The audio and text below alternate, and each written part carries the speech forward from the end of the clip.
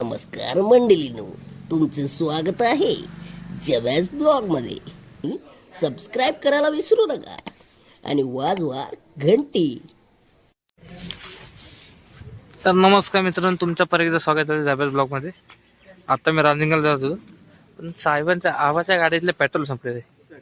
तसेच हे दुसरे आमचे नवीन कार्यकर्ते परत दोघं होते मागच्या वेळेस सगळे. हे बघा, हे दोघं प्रवीण जाधव आणि ऋषिक गोलप. किती 500चा टाके फुल करता साहेब. काय फायदा तुमचा मित्रांनो? आम्हाला वाटलं हे मस्करी, साहेब मस्करी करते 500 टाकून. साहेबांनी खरंच 541 रुपये पेट्रोल टाकलेले.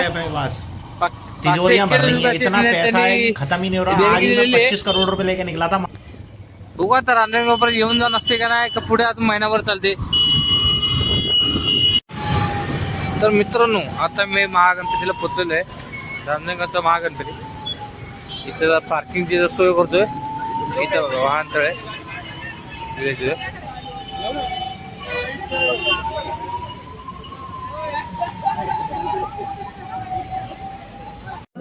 मित्रांनो, गाभार आहे मेन गाभार आतमध्ये. तर नमस्कार मित्रांनो, आपल्याला अलाउड नाही आतमध्ये फोटो काढायला. आपण बाहेर फोटो काढू. हे असं अतिशय एकदम उत्कृष्ट असं मंदिर आहे मित्रांनो. याच मंदिराच्या बरोबर पाठीमागे बघा महादेवाचं मंदिर आहे.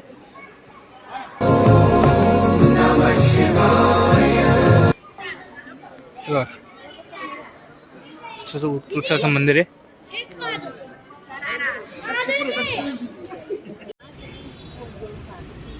मित्रांनो, हे महागणपती उद्यान आहे, तुम्ही बघू शकता. आणि आपले इथे प्रगतशील शेतकरी भेटलेले आपल्याला. तर मित्रांनो, हा आहे रांजणगावच्या महागणपतीचा महाद्वार. इथून आतमध्ये जाण्याचा रोड आहे. पण मगाशी गेलो होतो, तो नंतर दाखवतो. मित्रांनो, आता घरी चाललो होतो, तर हे वातावरण एकदा बघू. टेकवला पाय टेकवलाय दादा. चल, ये वातावरण तो ऐसा लग रहा है दिल गार्डन गार्डन हो रहा है. बहुत मजा आ रहा है यहाँ पे. लग रहा है दिल गार्डन गार्डन को. जशी ठिकाणी स्वेटर आणलेली काय वाटणार नाही. आता एवढी थंडी लागणार आहे बेकार. आता बाईक राईड करून आता मी इथे नाश्ता थांबलोय. बघा आता वडापाव येतं गरम गरम. जरा करून असे वडापाव घेतलेले. हा सर, बघितल्याबद्दल धन्यवाद. असाच सपोर्ट करा. काळोख झालाय बंद करा.